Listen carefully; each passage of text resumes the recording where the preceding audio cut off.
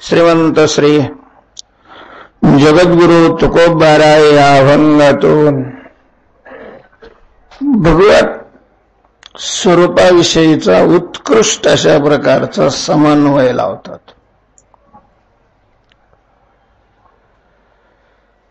तत्वज्ञानाच्या दृष्टीनं हा अभंग चिंतनीय महत्वाचा आहे.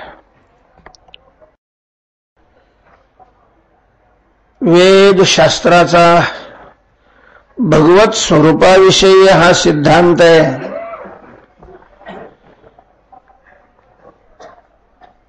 की भगवत तत्व, परम तत्व, परब्रह्म, परमात्मा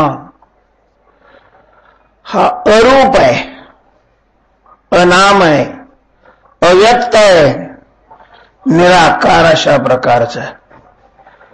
सगळ्या संतांनी याच तत्वज्ञानाचा पुरस्कार केलेला आहे. वारकरी संप्रदायातील नामदेवराय, ज्ञानोबाराय, निवृत्ती संतापासून निळोबारायपर्यंत ज्यांचं वाङ्मय आपण प्रमाण म्हणून मानतो, त्या संतांमध्ये या बाबतीत मतभेद नाही, दुमत नाहीये. भगवंताचं वास्तव जे स्वरूप आहे निराकार आहे. याबद्दल विप्रतिपत्ती नाही वारकरी संतांमध्ये. तरी आचार्य आद्य जगद्गुरु शंकराचार्य, त्याचप्रमाणे ब्रह्मसूत्राचे कर्ते व्यास महर्षी आणि वेदाच्या अंतीचा भाग ज्याला उपनिषद असं म्हटलं जातं, वेद प्रकारचं म्हटलं जातं, तर या वेदांताचा हा सिद्धांत आहे. व्याससूत्रामध्ये स्पष्टीकरण आहे. आचार्याने त्याच्यावर अनेक ग्रंथ केलेले आहेत. भगवंतांनी गीतेमध्ये हाच सिद्धांत सांगितलेला आहे. सर्वेंद्रिय गुणाभासम सर्वेंद्रिय विवर्जितम असक्तम सर्वभृच्चैव निर्गुणम गुण भोक्तृच. परमात्मा हा निर्गुण आहे, एक आहे, अद्वितीय आहे, व्यापक आहे, चैतन्य स्वरूप अर्थात प्रकाश स्वरूप आहे, आनंद स्वरूप आहे, सत स्वरूप आहे. या परमात्मा स्वरूपाविषयी कोणाचंही दुमतच नाही. परमात्मा निर्गुण निराकार. आणि त्याच शास्त्रकारांनी त्याच ग्रंथामध्ये परमात्म्याचं दुसरंही स्वरूप सांगितलेलं आहे, जे सगुण साकार आहे.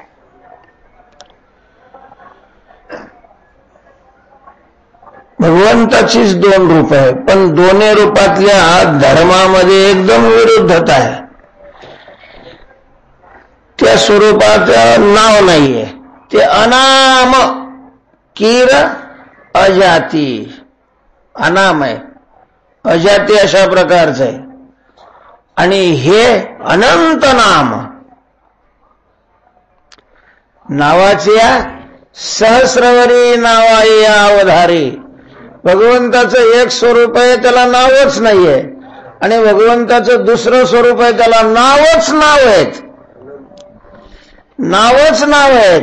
तुकोबाराय म्हणतात, भलती या नावे आळविता पिता. असे किती काही नाव आहे की ज्या नावाची ग्रंथामध्येही दखल घेतलेली नाही. नाही का? विटाई, किटाई. आता हे किटाई कोणत्याच विष्णू सहस्रनामात नाही. पांडुरंग स्तोत्र पहा का विष्णू सहस्रनाम पहा की आणखीन कोणतं पहा, किटाई नाव कुठंही नाहीये. पण तुकोबाराय त्याला किटाई अशा प्रकारचं म्हणतात. का नाही? कृष्णाई. तेव्हा अशी कितीतरी नाव आहे की ज्याची प्रत्यक्षात काय नाही, नोंद नाही. नोंद असलेली हजारो नाव आहेत आणि नोंद नसलेली नाही. तरी माणसाकडं 1 नंबरपेक्षा 2 नंबरचे पैसे जास्त असतात. 2 नंबर याचा अर्थ चोऱ्या करून आणलेले नाही. आपला तसा समज आहे की 2 नंबर म्हणजे चोऱ्या करून आणलेले. चोऱ्या करून आणलेले 2 नंबर नाही, शासनाला चोरलेले 2 नंबरचे. म्हणजे शासनाकडे ज्याची नोंद केलेली नसते अशा प्रकारच्या पैशाला काय म्हणतात? 2 नंबरचा पैसा म्हणतात. आणि मग असा जास्त असतो, 1 नंबरचा कमी असतो. त्या शाळेमध्ये त्यावेळेला ते हे फॉर्म भरले जातात फी माफी करता, परत जवळजवळ सगळेच त्याच्यात बसतात. फी भरायला लायक नाही. म्हणजे पण नाविलाज म्हणून सरकारी नोकर जे आहे त्यांचे पोरं नाही देत, कारण ते त्याच्यामुळे. नाही तर बाकी मग 100 एकरचा बागायतदारी जरी असला तरीही फी माफीमध्येच बसतो, कारण त्यांनी ते दाखवलेलंच नसतं. जेवढा जमेल तेवढा शासनाचा कर वाचवता येईल असा प्रयत्न माणसं करतात. आणि मग ते जी दाखवलेली संपत्ती नसते त्याला 2 नंबर संपत्ती जास्त असते. 1 नंबरच्या संपत्तीपेक्षा 2 नंबरची संपत्ती काय असते? जास्त असते. तसं पुराणाधिकामध्ये ज्या नावाची नोंद आहे ते 1 नंबरची नावं, आणि मग हे असे 2 नंबरचेच नावं देवाचे किती काय आहे? जास्त आहे. त्यांनी अवतारच अनंत घेतलेले, त्यामुळे प्रत्येक अवतारातली नावही वेगवेगळी, ती अनंत आहेत. म्हणजे एकीकडे नावच नाही आणि एकीकडे नावच नाव आहेत. एकीकडे रूपाचा पत्ता नाही, तिथं रूपच नाही, कसलंच रूप नाही आहे त्या ठिकाणी, रूपच नाही. नव्हता काळा गोरा खुजाना ठेंगणा, रूपच नाहीये. आणि इकडं रूपच रूप, अनंत रूपे, अनंत अशा प्रकारचे रूप आहेत. म्हणजे ही भगवंताचीच 2 स्वरूप, आणि त्या 2 स्वरूपामध्ये एवढा काय आहे महाराज? विरोध आहे, एवढा विरोध आहे. आणि म्हणूनच मग तत्वज्ञानामध्ये भगवंताला मानणाऱ्यामध्येच हे 2 भाग पडले. काही मग निर्गुणालाच मानतात. ते म्हणजे जे निर्गुण आहे ते सगुण होईलच कसं? निर्गुण आणि सगुण व्याघात आहे. उपासना संप्रदाय सुद्धा असे काही आहे, ते उपासना करतात पण कोणाची? निर्गुणाची. मूर्ती मानतच नाही, सगुण मानतच नाही. काही संप्रदाय असे की ते काय करतात? सगुणच मानतात, ते निर्गुण मानतच नाही. तेव्हा भगवंताचं सगुण स्वरूप आहे, भगवंताचंच निर्गुण स्वरूप आहे. सगुण स्वरूपाचे धर्म, सगुण स्वरूपाचे कार्य वेगळे, निर्गुण स्वरूपाचे धर्म वेगळे, हे सगळं भिन्न भिन्न आहे. पण नेमकं आपण काय मानायचं? बरं, सगुण स्वरूपामध्ये तसे तर देव खूपच आहे. पुराणाला तर काही येड लागलं होतं काय कोणास ठाऊक आहे. 33 कोटी देव पुराणे, 33 कोटी देवाची नोंद केलेली आहे. 33 कोटी. बरं, त्यावेळेला की ज्या वेळेला भारताची संख्या 2 कोटी बी होती का नव्हती काय माहिती. आता देवापेक्षा पुढे गेले म्हणा आपले. पण मग देवाची बी खाणेसुमारी त्या काळची आहे ना. आता काय वाढले नसतील का त्यांच्यातही? अर्थात ते पुराणाधिकांनी जरी एवढे देव मानले असले तरी भक्ती संप्रदायामध्ये एवढे देव नाही मानले जात. त्यातली त्यात आपण तुकोबाऱ्यांचंच वाङ्मय जर पाहिलं, तुकोबाऱ्यांचा गाथा पाहिला, तर तुकाराम महाराजांनी फक्त 2च देव मानलेत. हरे हरा सांडोनी देव धरिती भाव क्षुल्लकी. एक हरी मानलेला आहे आणि दुसरा हर मानलेला आहे. काय माहिती की तुकाराम महाराजांनी पण महादेवाला जागा दिलीच आहे, दिलेलीच आहे. जिथं एक तिथंच काय सांगितलंय? सोमवारही सांगितलेलं आहे. व्रत करा एकादशी सोमवार, कथा पूजन हरे. याचा सरळ सरळ अर्थ आहे, तुकोबाराय भगवान शंकराचीही पूजा करत होते. तुम्ही विश्वनाथ प्रार्थना केली भगवान शंकराकडे, दुसरा कोणाला गणपतीची प्रार्थना असा तुकाराम महाराजचा अभंग तुम्हाला सापडणारच नाही. कोणत्याच देवाला दुसऱ्या नाही. पण शंकराच्या बाबतीत मात्र तुम्ही विश्वनाथ दिनरंकमी अनाथ असं मानलेलं आहे. हरे हरा भेद नाही करू नये. म्हणजे काही त्यावेळेला होतेच ना कट्टर वारकरी. तर त्यांना तुकोबाराने उलट समजून सांगितलंय, अरे त्यांच्यात नका भेद समजू, अरे हरा भेद करू नका, नाही करू नका वाद, अशा प्रकारचं. तेव्हा दोन देव तुकोबाराने मानलेले आहेत, हरी आणि हर. तुका म्हणे हरी हरात्मकची पृथ्वी. पण त्या दोन देवाची रूप वेगळी, नावं वेगळी, भक्तीचा प्रकार वेगळा, आवडी निवडी वेगळ्या, सगळं वेगळं आहे ना. एकाला बेलाचं पान लागतं तर दुसऱ्याला तुळशीचं पान लागत. पण याचा समन्वय कसा लावायचा, समोरच्याने काय करायचं, काय निर्गुण मानायचं की सगुण मानायचं, सगुणात हरी मानायचा की हर मानायचा, मग एकादशी करायची का सोमवार करायचा, आडवा लावायचा का उभा लावायचा, नेमकं काय करायचं, काय समन्वय काय आहे, असा ज्या वेळेला तुकोबारायांना प्रश्न विचारला, त्याचं उत्तर तुकोबारायांनी या अभंगामध्ये अगदी सुंदर अशा प्रकारचा समन्वय करून दिलेला आहे. तुकोबाराय म्हणतात की परमात्म्याचं वास्तव स्वरूप हे नामरूपातीत आहे, त्याच्यामध्ये काहीही शंका नाही. जरी तुकोबाराय नामधारक होते तरीही तुकोबारायांनी म्हटलेलं आहे, तुझं नाव जरी नाही तरी माझे नाव काही. म्हणजे ते कशा करता का म्हणणं असं, पण तुकोबाराय म्हणतात जर तुला नाव नाही तर मला तरी कुठे आहे. म्हणजे याचा अर्थ देवाला नाव नाही हे तुकोबारायांना मान्य आहे.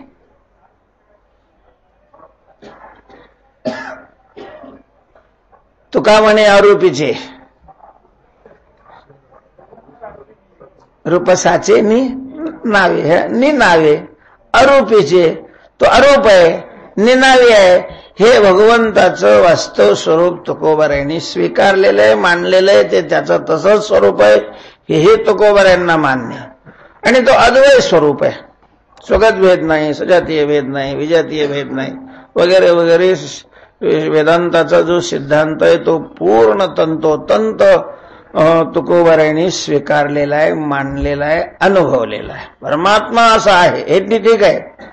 आणि म्हटलं मग हे एवढी नावं आणि एवढी रूपं आणि ही काय भानगड आहे, जर त्याला नावही नाही रूपही नाही तर मग एवढी नावं आणि रूपं कशी काय आली. त्याचं कारण तुकोबाराय सांगतात, रूप नाव माया. त्याला स्वतःचं रूप नाही आणि स्वतःचं नाव नाही, त्याला नावही दिले आणि रूपाला आणलं हे त्याच्या मम्मीने आणलं. कुणी आणलेलं आहे, त्याच्या आईनं आणलेलं आहे, मम्मीनं आणलं. नाहीतरी उपजली या बाळकाशी नावं नाही तयापाशी. जन्मले लहान मुलाला तरी कुठं नाव असतं, तर त्याला नाव त्याची आई ठेवत असते. तेव्हा यालाही नाव आणि रूप हे मायेमुळं प्राप्त झालेलं आहे. मायेमुळं नाव रूप माया. मला वाटतं आताच कोणतरी मला शंका विचारली होती की माया स्वरूपाने अमंगल आहे. माया काय आहे, अमंगल आहे, दुःखाला कारणीभूत आहे, जीवत्व दशा त्याच्यामुळे प्राप्त झालेली आहे. हे सगळे कुठाने मायेनेच वाढवले केले ना, तेव्हा माया अमंगल आहे. एरती माईके दुःखाची जनिती. तुकोबारायच म्हणतात की मायेनं जे जे निर्माण केलेलं आहे हे सगळं दुःखाला जन्म देणार आहे. आणि मग जर असं आहे तर भगवंताचं नाव कसं आहे,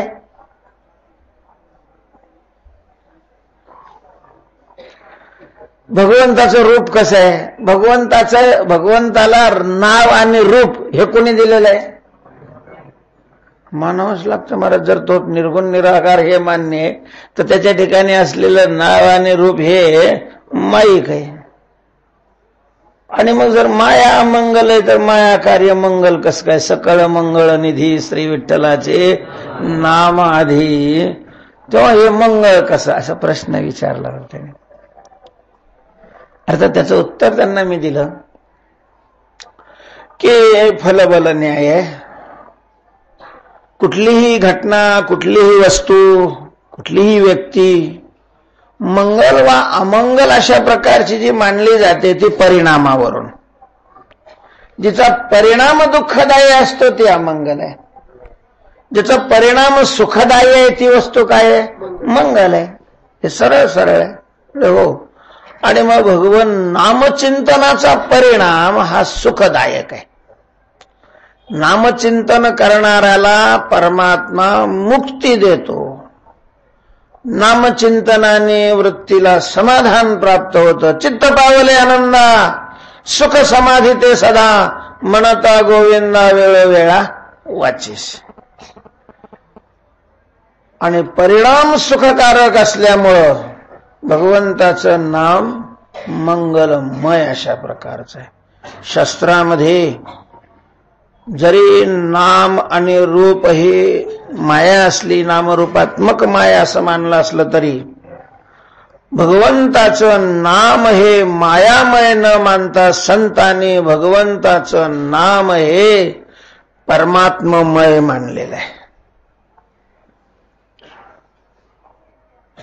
भगवंताचं नाम हे भगवत स्वरूप मानलेलं आहे. म्हणून परमात्मा जसा सत्य आहे तसं भगवंताचं नामही सत्य आहे.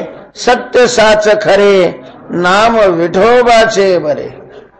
भगवंताचं नाम हे सत्य मानलेलं आहे. सत्य संत, वैष्णव संत, वारकरी संत भगवंताच्या नामालाच भगवंत मानतात. परमात्मा हा नामाहून वेगळा आहे असं संत मानायला तयार नाहीत.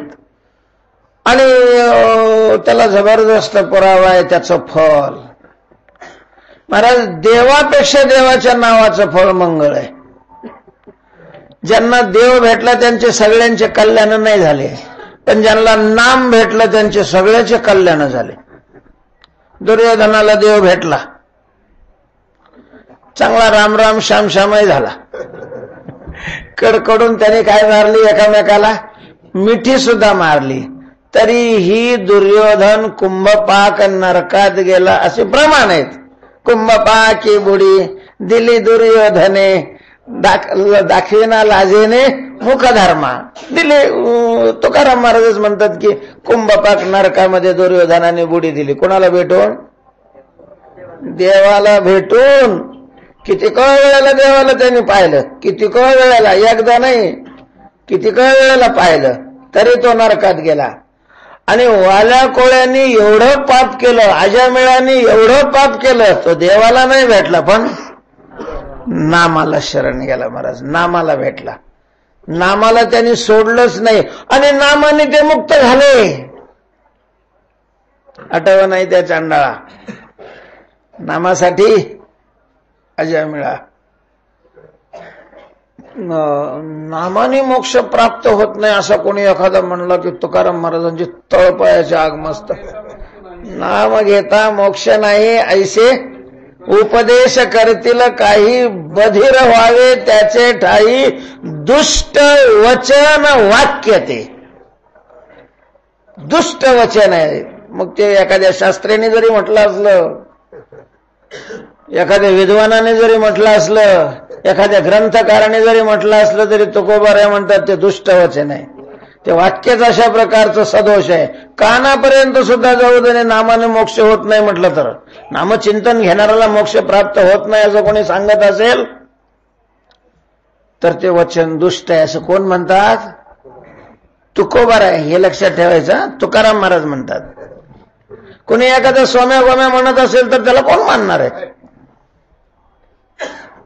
पण ज्याने गळ्यात माळ घातलेली फट्टा ओढलेला आहे त्याला तर खांड खाऊन तुकाराम महाराजांना मानावंच लागेल.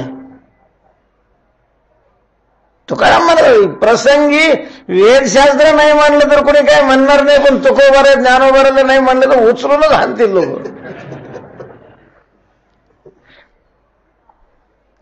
नामावर नितांत श्रद्धा आहे, नितांत श्रद्धा. तेव्हा देवापेक्षाही देवाच्या नामामध्ये जीवाला तारण्याची जास्त काय आहे? शक्ती आहे, ताकद आहे. देव किती जणांपर्यंत जाऊ शकतो? महाराज नाम सगळीकडे जाऊन पोहोचलेले. तेव्हा भगवंताचं नाम जरी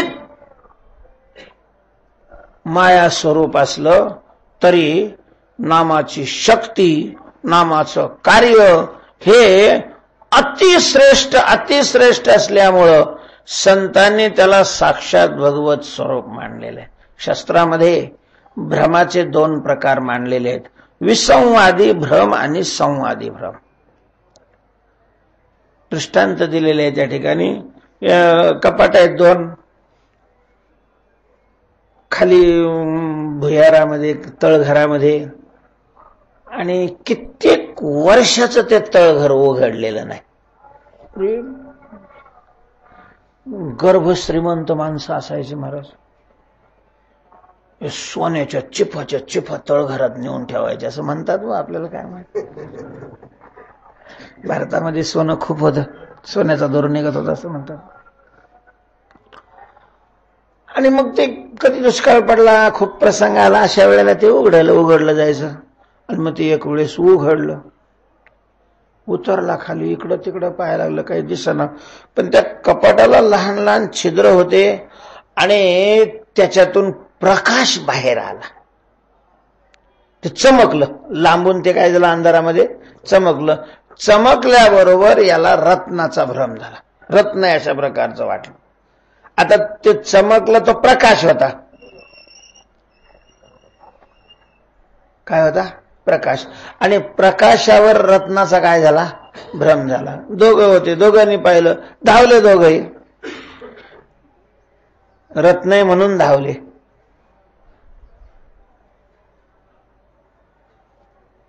उघडले ते कपाट. पण मग त्यांच्या लक्षात आलं की आपल्याला जे दिसलं ते प्रकाश दिसला, आणि प्रकाशावर आपल्याला काय झालेलं आहे?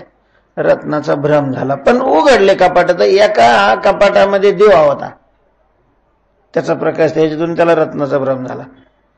आणि दुसऱ्या कपाटामध्ये जो प्रकाश होता तो कशाचा होता? रत्नाचाच होता. प्रकाश रत्न नाही. प्रकाशावर प्रकाश रत्न वाटणं हा काय आहे? भ्रमच आहे. पण भ्रमाने तो तिथे गेला आणि प्रत्यक्ष काय सापडलं? रत्न सापडलं. याला शास्त्रामध्ये संवादी भ्रम मानतात, संवादी. तसं भगवंताचं नाम आणि रूप हा भ्रमच.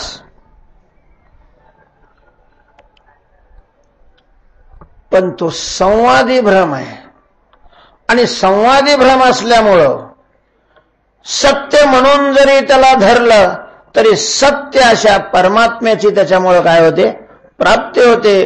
म्हणून संवादी भ्रम आणि प्रमाज्ञान, संवादी भ्रमज्ञान आणि प्रमाज्ञान यांच्यात काहीच फरक पण नाही, हे एकच अशा प्रकारचे आहेत. जसं निरूढ लक्षणा आणि शक्तिवृत्ती ही जवळजवळ सारखी आहेत, तसं संवादी भ्रम आणि प्रमाज्ञान हे जवळजवळ थोडंसं शास्त्रातला भाग आहे. त्यांचं अध्ययन झालेलं त्यांना लक्षात येईल. तेव्हा रूप, नाव, माया. तुकोबारे म्हणतात रूप आणि नाव हा मायेचा भाग आहे, मायेनं दिलेलं आहे. पण मग कसं आहे, शेवट माया सुद्धा आहे ना कृतज्ञ आहे. माया कृतज्ञ आहे. मोठी माणसं नेहमी कृतज्ञ असतात. माया ही मोठीच आहे. मोठी माणसं काय असतात? कृतज्ञ असतात. नव्हे, जी कृतज्ञ असतात ती मोठी असतात. जी कृतज्ञ आहे ती मोठी आहे. माया कृतज्ञ आहे. काय काय केला उपकार देवाने तिच्यावर? महाराज, तिला स्थान नव्हतं, आश्रय दिला याने. मायेला आश्रय याने दिला.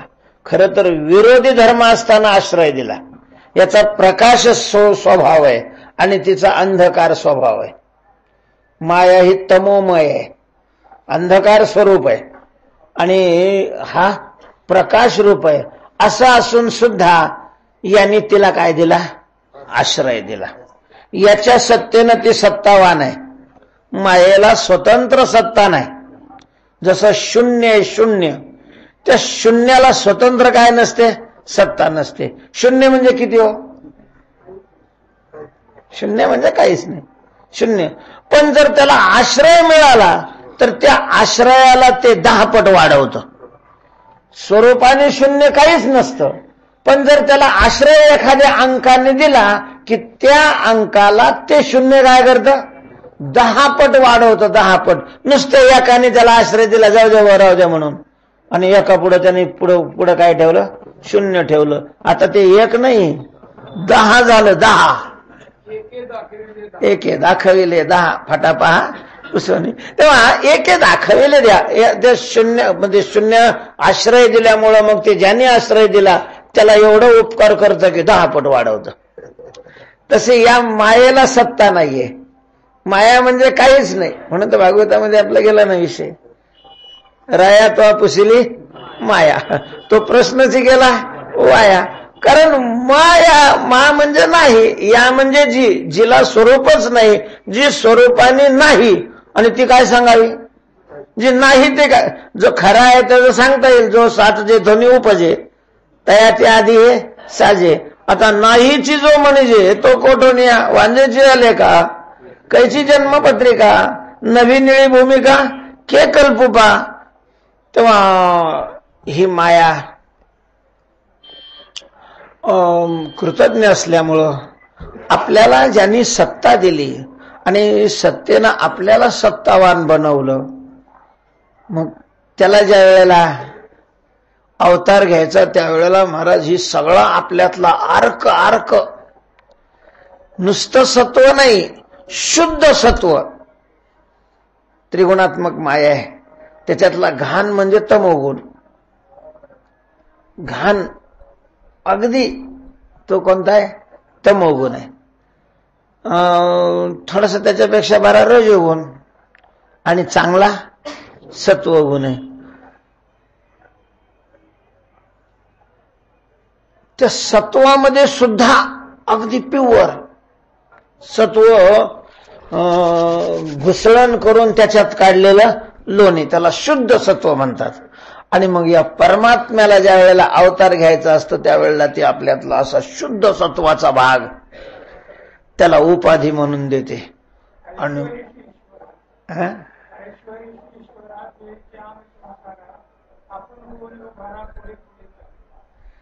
ऐश्वर्यशी ईश्वरा, तर ईश्वराला स्वतःचे ऐश्वर्य असो, मग किती महाराज त्याचे आहे सगळं माईकच, पण माईक आहे असं माया मानणाऱ्याला वाटत नाही. मधुसूदन सरस्वती सारखे अद्वैताचे प्रकांड पुरस्कर्ते, ज्यांनी ग्रंथच लिहिलाय अद्वैताची सिद्धी नावाचा, अद्वैत सिद्धी नावाचा ग्रंथ लिहिलाय. ते सुद्धा म्हणतात की केनापी शठेन, कोणीतरी एक ठक आहे आणि त्याने माझं रूपाने मन काय केलंय, चोरलंय, त्याने माझं मन चोरलेलं आहे. महाराज भगवान श्रीकृष्णाचे भक्त आहेत ते.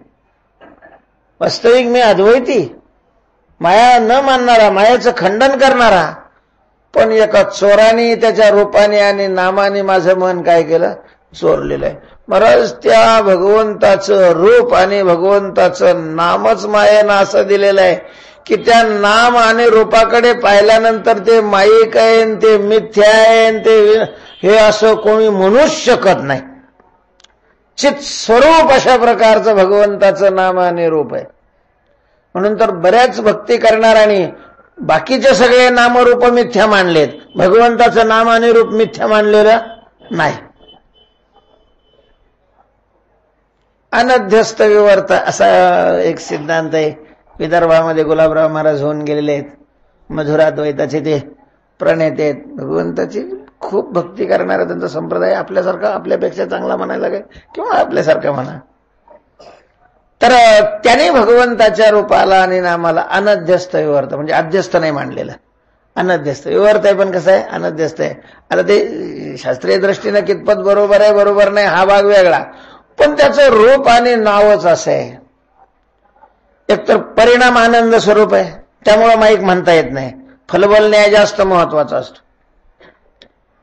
फलबल न्याय काय असतो, जास्त महत्वाचा असतो. महाराज आपल्याला आश्चर्य वाटतं की जी माणसं प्रचार करत नाहीत, तुरुंगात असतात कायदेशीर गुन्हेगार म्हणून, आणि ती माणसं सुद्धा तुरुंगातून अर्ज भरतात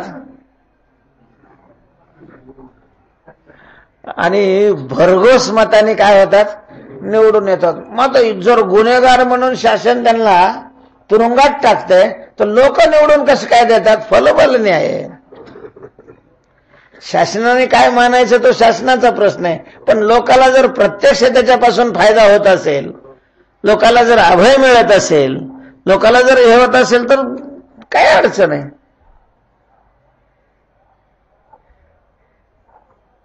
सगळ्या देशाच्या रेकॉर्डवर मोदी दोषी म्हणून आहे, पण गुजरातची जनता त्याला निवडून देते, त्याचे पक्ष बी त्याला पाडायचा प्रयत्न करतात तरी तो निवडून येतोय. आता तुम्ही काय करणार आहे?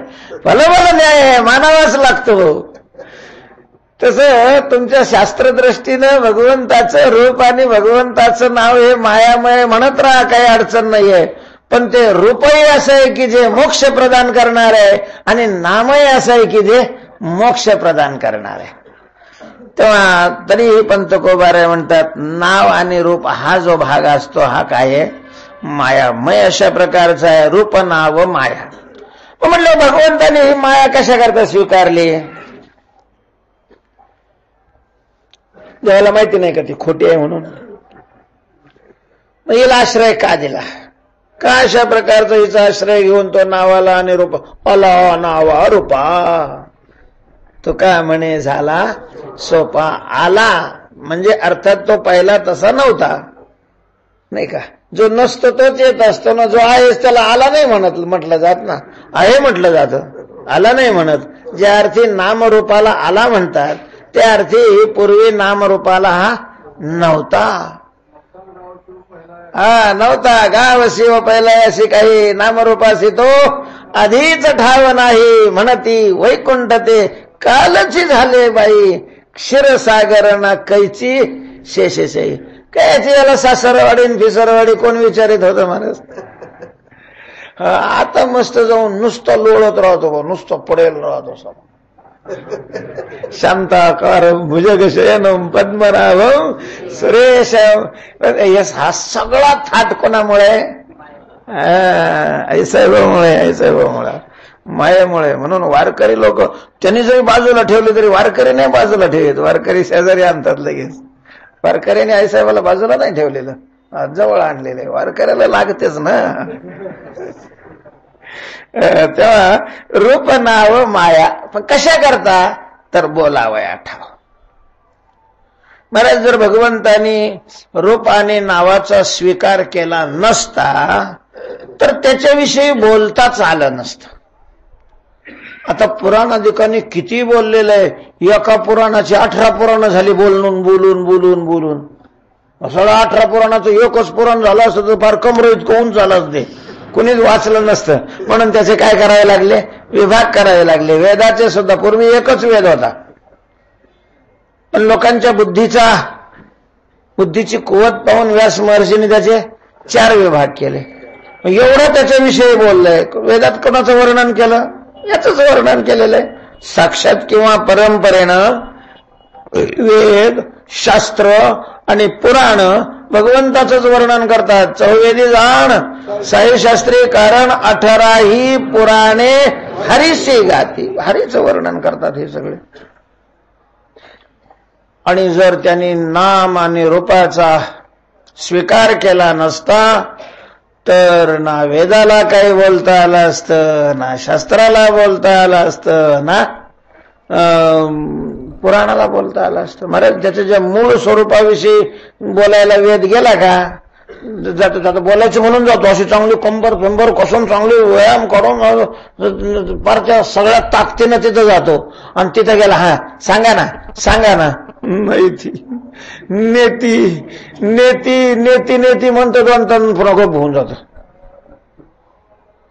वेद जाणं गेला पुढे मौनावाला गप्प बसतो. महाराज गप्प बसतो. आम्हात वेद वानवणे तवची चांग, जव न पवे याचे अंग.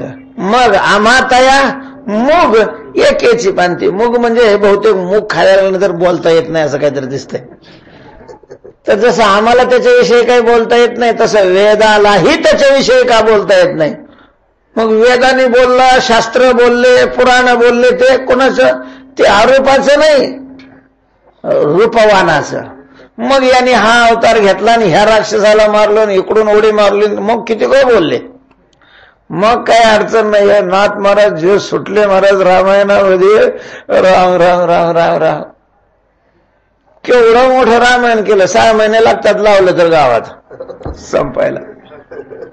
किती बोलले, पण रामाविषयी बोलले. मग अरूप अशा प्रकारच्या स्वरूपाविषयी बोलायला लागलं की काय बोलणार, किती बोलणार. तेव्हा बोलण्याकरता तो आश्रय झाला. त्याच्याविषयी काही बोलायचं असेल, त्याच्याविषयी ऐकणंही भक्ती आहे, त्याच्याविषयी बोलणं सुद्धा भक्ती आहे, त्याचं स्मरण करणं ही भक्ती आहे. आणि अशी भक्तीच माणसाला करता आली नसती जर भगवंतानी मायेचा आश्रय केला नसता तर. तेव्हा नाव रूप माया बोलावया ठाव. तर नाव आणि रूप मायेनं त्यांनी स्वीकारलं आणि त्यामुळे बोलण्याला जागा झाली. आणि मग आपण 2 रूप त्यांनी दाखवलेले आहेत. एक हरीचं रूप आहे आणि दुसरं हराचं रूप आहे. मग असे 2 का दाखवले तर जयाभाव जयापरी भाव तयापरी भागा आले. उपासना करणाऱ्याचा भाव जसा असेल, काही उपासना करणाऱ्याला असं वाटतं की देव कसा असला पाहिजे, असा विरक्त असला पाहिजे. काही उपासना करणाऱ्याची अपेक्षा असते की आपण अशा देवाची उपासना करावी की जो विषयासक्त नसला पाहिजे, उघडा राहायला पाहिजे, उघड्यावर असला पाहिजे, एकांतात असला पाहिजे, असा देव पाहिजे. मग त्याच्याकरता कोण घाला? हर. स्मशानेश्वा क्रीडा स्मरहर पिशाच्या सहचरा. स्मशानेश्वा, स्मशानामध्ये बहुतेक महादेवाची मंदिर आहे ती कुठं आहेत? स्मशानातच आहेत.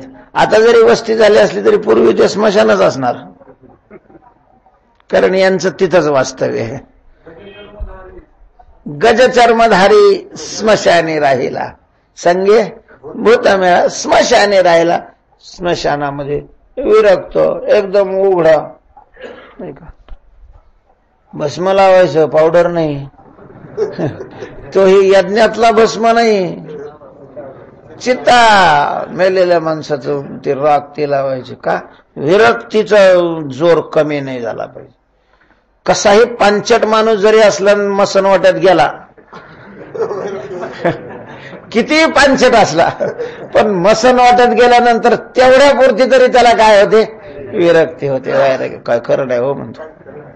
असं वाटतं की आता हा माग न जाता असाच इकडे जातो, काय जंगलात पण असतो, काही खरं नाही म्हणतो. काही खरं नाही,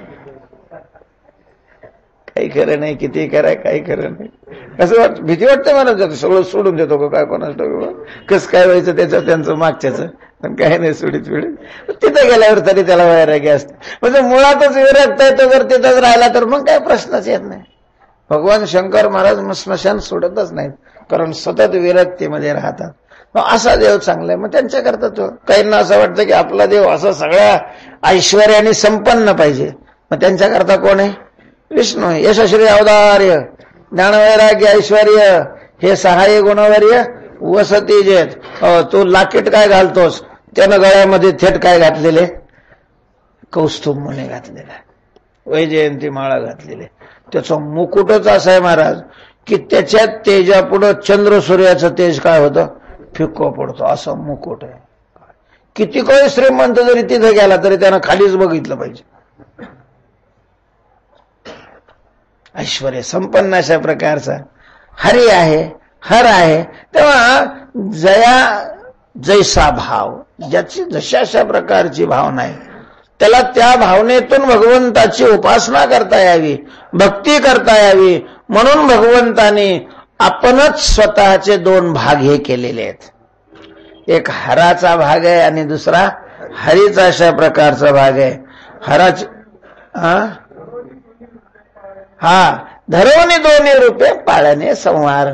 तर म्हणून हरीची भक्ती करणार आणि हराची भक्ती करणाऱ्याला नाव ठेवण्याचं काही कारण नाही, आणि हराची भक्ती करणाऱ्याने ही हरीची भक्ती करणाऱ्याला नाव ठेवायचं कारण नाही. उलट वैष्णव ग्रंथामध्ये हे ग्रंथकाराने असं लिहिलं आहे की जो विष्णूची भक्ती करून शंकराची निंदा करत असेल, विष्णू त्याच्यावर कधीही प्रसन्न होत नाहीत. हो नि वैष्णव. अरे वा. हा वा. हो, नाथ महाराजांनी स्पष्ट अशा प्रकारचं लिहिलेलं आहे की वैष्णव होऊन जर शंकराची निंदा करत असेल तर तो आपल्या नजरेला सुद्धा पडू नये. म्हणजे एवढा तो अस्पृश्य आहे.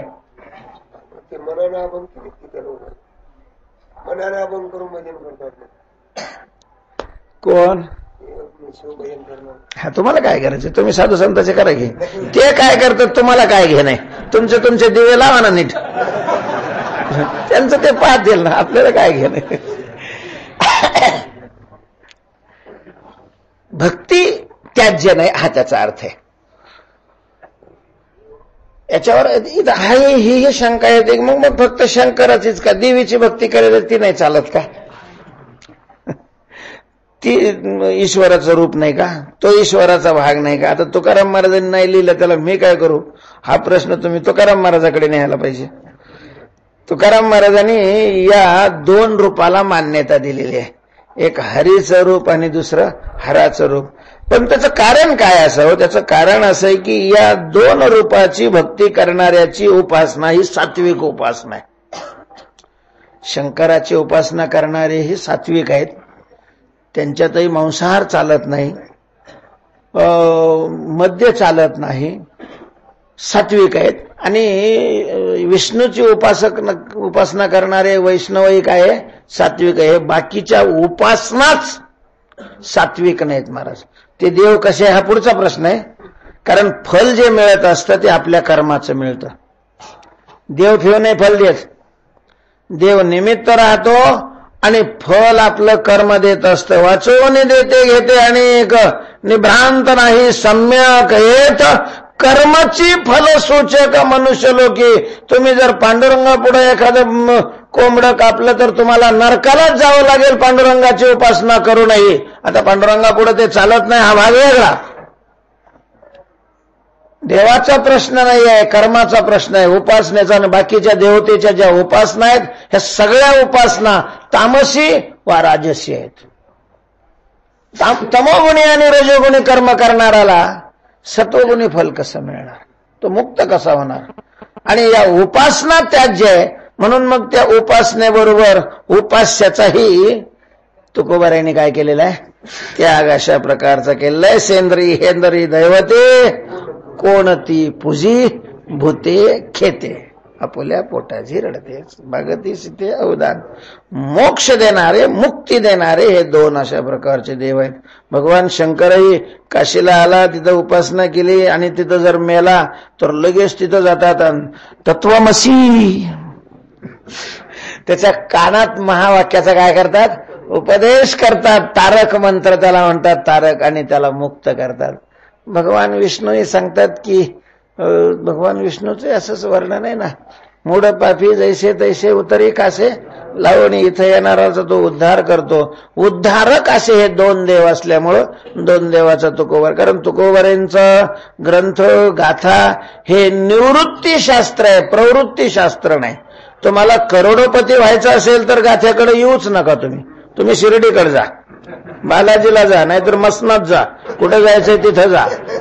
तुकाराम महाराजच्या गाथ्याकडे त्याचं काहीच काम नाहीये. ज्याला मुक्त व्हायचंय त्याने तुकोबारांच्या गाथ्याकडे यावं. ज्याला दुःखाचा नाश करायचा आहे जीवनातल्या त्याने गाथ्याकडे यावं. ज्याला रोग घालवायचा आहे चिंतेचा भीतीचा त्याने गाथ्याकडे यावं. त्याच्याकरता मार्ग सांगितलेले आहेत. आणि मुक्त करणारे हे दोन देव आहेत. म्हणून दोन देवाचा काय स्वीकार असावा अशा प्रकारचा आपल्याला तर्क लावायला काही अडचण नाही. तेव्हा आले भागा आले भाव तयापरी. म्हणजे दोन मानले असले तरी त्यांच्यामध्ये वस्तुतः भेद नाही. म्हणजे अन्योन्य भाव नाही. शंकर वेगळा आणि विष्णू वेगळा असा भेद त्यांच्यामध्ये नाही. उपासनेकरता तात्पुरती औपाधिक भेदाची कल्पना आहे, वास्तव भेद नाही, औपाधिक भेद आहे. कशाप्रमाणे काय सुंदर दृष्टांत दिलाय महाराज तुकोबर यांनी. शिव वाटे परी म्हटलं ही शिव आहे बरं का. हा मग इथून इकडं पंढरपूर तालुका, इथून तिकडं मंगळवेढा तालुका, किंवा इथून इकडं ह्या गावाचा शिवार आहे, इथून इकडं या गावाचं शिवार आहे, इथं हा गावचा शिवार संपला, असं शिव आली का जरी शिवार संपला म्हणत असले तरी त्या शिवापाशी अशी इथून तिथून मध्ये अशी फाटलेली पृथ्वी असते. असं आहे का? असं नाहीये. जरी वाटत असली वरून वरून ही शिव आहे, इथून भाग वेगळा आणि इथून भाग वेगळा आहे, तरी मुळात पृथ्वी सगळी. तसं मुळात तत्व, मुळात चैतन्य, मुळात परमात्मा हा एकच आहे, एकच. हरिहर म्हणूनच जास्त ह्याच्यातून हरिहरा भेद नाही करू नये वाद. तेव्हा शिव वाटे परी न खंडे पृथ्वी. आणि हे शहाणे ते जीवी समजते. जे शहाणे आहे ते अंतकरणात बरोबर समजून घेतात. जे शहाणे ते बरोबर काय होतात? समजून घेतात. जे समजून घेत नाही ते मूर्खाला तुकाराम महाराजांची भाषा बरोबर त्याला काय करतात? चालता चालता करता ते टोला हाणतात, त्याला काय करणार आहे? जे समजून घेत नाही की हरे आणि हर हे एकच आहे, ते कोण आहे? सरळ सरळ मूर्ख आहे. कारण शहाणे असते ते समजून घेतलं असतं. पोटा आले तिच्या, पण एवढं देवाने या रूपाचं नावाचं कौतुक का करावं? एवढा मायेला का त्यांनी हे करावा?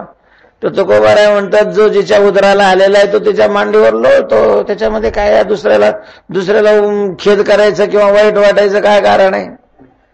पोटा आले तिच्या लोळे मांडीवरी, जिच्या पोटाला आले तिच्या मांडीवर ते लोळतं. बरं, सगुण रूपच हे मायेच्या पोटाला आलेलं आहे.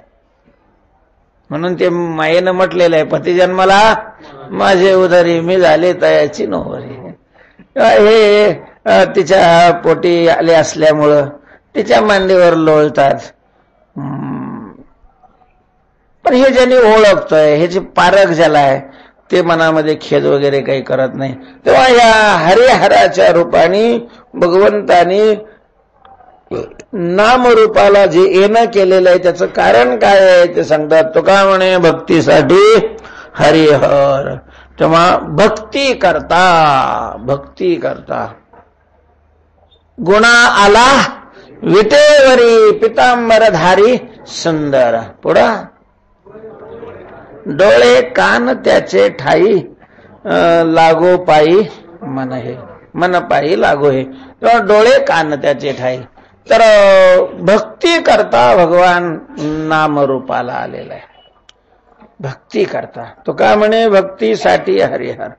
नाहीतर त्याला तसा अवतार घ्यायचं काही कारण नाही. जरी त्यांनी म्हटलं असलं की धर्माची स्थापना करण्याकरता, दुष्टाचा संहार करण्याकरता आणि भक्ताचं पालन करण्याकरता मी अवतार घेतो, बरंच तो ईश्वर आहे. हे काम करण्याकरता त्याला स्वतः यावं लागतं असं नाहीये. कारण त्याच्या ठिकाणी केवळ कर्तुम शक्ती नाही. ज्याच्या ठिकाणी केवळ कर्तुम शक्ती असते त्याला काही करण्याकरता स्वतःच जावं लागतं. पण भगवंताच्या ठिकाणी अकर्तुम शक्ती सुद्धा आहे. अकर्तुम शक्ती याचा अर्थ आहे स्वतः न करताही ते काम झालं पाहिजे. सगळे पांडवाच्या बाजूचे असलेले आणि कौरवाच्या बाजूचे असलेले सगळे काय केले? संपवले आणि हातात शस्त्र न धरता संपवले. हे करता येतं त्याला. याचंच नाव अकर्तुम शक्ती आहे. म्हणजे स्वतः न करता दुसऱ्याकडून ते करून गेलं. राक्षसाला मारायला त्याला यायची काय गरज आहे? बरंच ते पुराणामध्ये सुंद आणि उपसुंदाची कथा येते. असेच ते हिरण्याक्ष आणि हिरण्यकश्यपू सारखे सुंद आणि उपसुंद दोन राक्षस होते. भले तपश्चर्या करून त्यांनी शक्ती संपादन केली. राक्षसांचा दोष हा आहे, ते उद्यमी असतात, उद्योगी असतात, तपश्चर्या करतात, आराधना करतात. फुकट काही भीक मागून नाही शक्ती संपादन करत, पण त्या शक्तीचा काय करतात? ते दुरुपयोग करतात. ते लोकांना त्रास द्यायला लागले. मग आता काय करायचं? सगळ्या तक्रारी वरती गेल्या. मग काय केलं भगवंताने? काय नाही, एक तिलोत्तमा नावाची अप्सरा निर्माण केली. आणि हे हिवाळ्याचे दिवस, सकाळची वेळ, मस्तपैकी डोंगरावर बसलेले होते दगडावर. आणि तिला वरून खाली पाठवलं. ती वर हवेतच लागली आला फानायला. दोघांनी वरच तिच्याकडं पाहिलं की दोघं पागल झाले. तिचा तो आवाज, तिचं ते रूप, तिचं ते हावभाव ते पाहिले. ते खाली आल्याबरोबर दोघंही तिच्या पुढे हात जोडत. ती खाली यायच्या अगोदरच दोघात संवाद सुरू झाला. सुंद मोठा होता, उपसुंद लहान होता. सुंदाने सांगितलं, पाहिलं का उपसुंदा, अरे आपली ताकद पाहून इंद्र घाबरला आणि त्याने आपल्याकरता हिला पाठवलेला, तुला वहिनी पाठवली. तो म्हणला, दादा असं नसतं, वाटे मोठ्याने करायचे असतात आणि उचलायचा लहान्याने असतो. बरं ती एकच आली, दोघं वयात आलेले, दोघाला ती हवी होती. झालं, ते म्हणे मला पाहिजे, ते म्हणे मला पाहिजे, जाऊ दे म्हणे तिच्यावर सोडून देऊ आपण. तिला विचारू तुला कोण लागतो. ती खाली आल्याबरोबर त्यांचा पहिला प्रश्न आहे, तू आमच्याकरता आली? म्हटले हो. पण आम्ही दोघ आहे, दोघातून आमच्या कोणाची निवड करणार? ती म्हणे तुमच्यात जो जास्त ताकदवान आहे त्याची. आता ताकद काय ती मोजून थोडीच घेतले दोघांनी हातात गदा. झालं युद्ध सुरू. याची गादा त्याच्या डोक्यात आणि त्याची गादा याच्या डोक्यात. ती गेली निघून. मारायचं असेल एखाद्याला तर देवाला अवतार थोडाच घ्यावा लागतो. महाराज त्याची बुद्धी फिरवली, त्याची बुद्धी फिरवली की त्याचा नाश व्हायला किती वेळ लागतो. मग अवतार भक्तीसाठी भगवंतानी अवतारच घेतले नसते तर भागवत तयार झालं नसतं. भगवंतानी अवतार घेतला नसता तर रामायण तयार झालं नसतं. भगवंतानी अवतार घेतले नसते तर हे ग्रंथ, आणि हे ग्रंथ झाले नसते तर कीर्तनकारांनी काय केलं असतं मग? तेव्हा तो काय म्हणे, भक्तीसाठी हरिहर अरूपीचे क्षर विभाग हे शिव वाटे बरे न खंडे पृथ्वी. आज संध्याकाळी 5 ते 7 अलिबागकर महाराजांच्या मठामध्ये सेवा आहे.